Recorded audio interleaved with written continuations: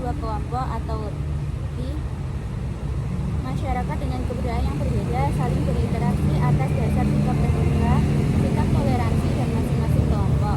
Biasanya asimilasi terjadi secara perlahan dan sangat evolutif dalam waktu yang relatif panjang, hingga tanpa terasa mereka mempunyai kebudayaan baru hasil dari campuran di antara yang berinteraksi dan selanjutnya menjadi kesepakatan bersama dalam ikatan bersama. Sejarah kedatangan Islam di Nusantara. Adanya kedatangan Islam di Nusantara meliputi beberapa teori. Yang pertama, teori India. Sebagian sejarawan menyatakan Islam masuk ke Indonesia tidak langsung dari Arab, melainkan melalui para pedagang Muslim dari India berupa temuan batu nisan yang memiliki kemiripan. Kedua, teori Bengan. Menurut teori ini, Islam ke wilayah Indonesia sejak abad ke-11 Masehi. Salah satu buktinya adalah berbagai batu nisan yang diklaim mirip di kota Gujarat itu sebenarnya lebih mirip dengan yang ada di Bengan. Yang ketiga, teori Malabar. Teori Coromandel dan Malabar menjelaskan bahwa Islam yang berkembang di Nusantara berasal dari Coromandel dan Malabar berdasarkan pada teori madhab. Umat Islam Coromandel dan Malabar mengikuti madhab Syafi'i seperti halnya umat Islam di Nusantara menganut madhab Syafi'i. Yang keempat, teori Arab. Masih menurut Thomas W. Arnold, Coromandel dan Malabar bukan satu-satunya tempat asal Islam di bawah. Dia mengatakan bahwa para pedagang Arab juga menyebarkan Islam ketika mereka dominan dalam perdagangan Barat Timur sejak awal-awal abad Hijriah atau abad ke-7 dan 8 Masehi. Bentuk-bentuk nyata dari asimilasi Islam dan budaya lokal dalam berbagai aspek kehidupan seperti seni dan arsitektur. Tradisi keislaman Indonesia sangat dipengaruhi oleh kearifan lokal yang telah ada jauh sebelum kedatangan Islam. Kearifan lokal ini mencerminkan cara hidup masyarakat yang sudah terbentuk berdasarkan nilai-nilai budaya, adat istiadat, dan kebiasaan yang diwariskan secara turun-temurun. Fenomena sinkretisme budaya yang sangat mencolok dalam praktik keagamaan dan kehidupan sehari-hari masyarakat Indonesia. Sinkretisme ini terlihat jelas dalam berbagai ritual keagamaan, misalnya dalam perayaan Maulid Nabi. Banyak komunitas Muslim Indonesia yang menyelenggarakan acara seperti kenduri, doa bersama, atau sesaji yang merupakan praktik yang sering dihubungkan dengan tradisi lokal pra-Islam.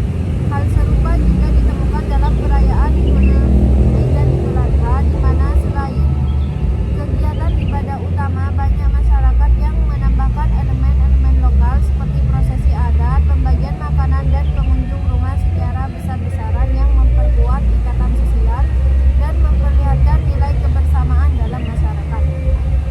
Dalam perkembangan seni pertunjukan tradisional Indonesia, pengaruh Islam terlihat jelas dalam adaptasi tema-tema Islami yang menyatu dengan budaya lokal, misalnya wayang kulit yang sebelumnya berfokus pada cerita-cerita Hindu seperti Mahabharata dan Ramayana.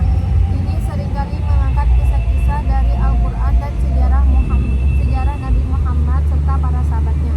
Tokoh-tokoh seperti Nabi Ibrahim dan Ali bin Abi Thalib ini hadir dalam pertunjukan wayang kulit, menggantikan tokoh-tokoh mitologi Hindu sambil tetap mempertahankan bentuk dan struktur pertunjukan tradisional. Selanjutnya, dalam musik gamelan yang merupakan bagian integrasi dari budaya Jawa dan Bali, instrumen tradisional seringkali dipadukan dengan syair-syair Islami atau diiringi dengan pembacaan ayat-ayat Al-Quran dalam acara keagamaan.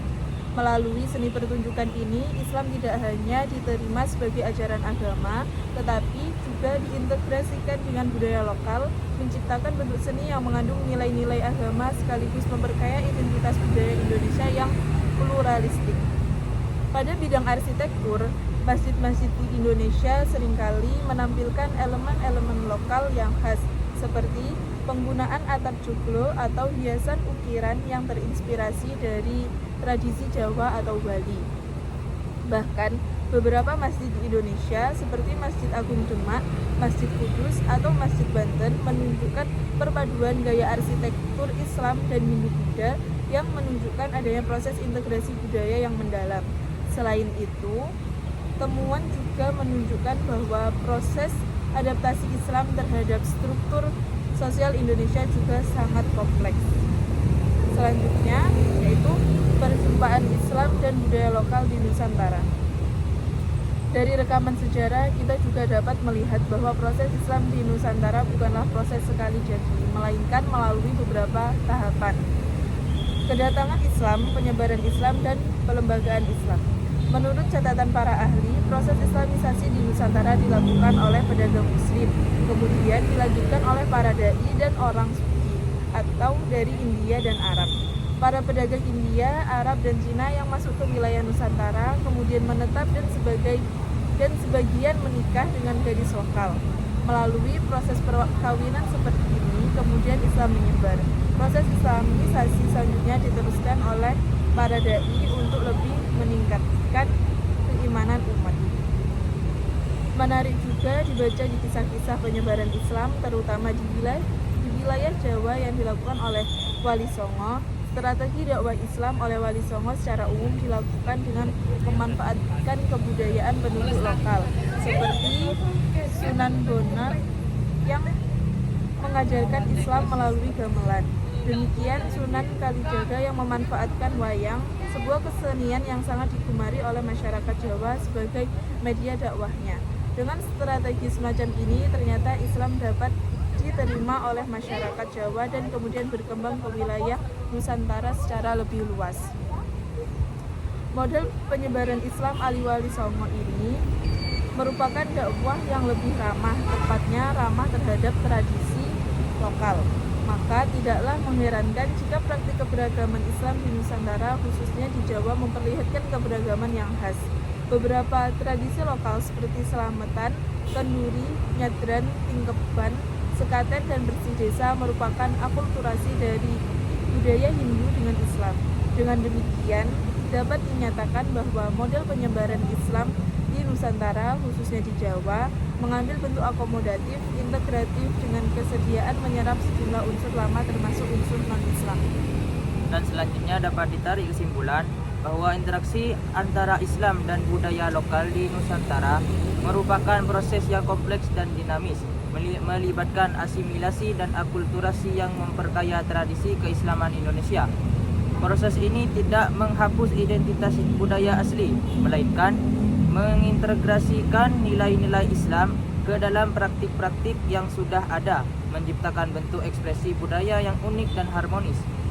Manifestasi dari penyatuan Islam dan budaya lokal ini terlihat jelas dalam berbagai aspek kehidupan, mulai dari seni pertunjukan seperti wayang kulit dan gamelan yang mengadopsi tema-tema Islami, hingga arsitektur masjid yang menggabungkan elemen-elemen lokal seperti atap joglo, tradisi-tradisi seperti selamatan, kenduri, dan bersih desa juga menjadi bukti nyata akulturasi yang terus dikembangkan hingga kini.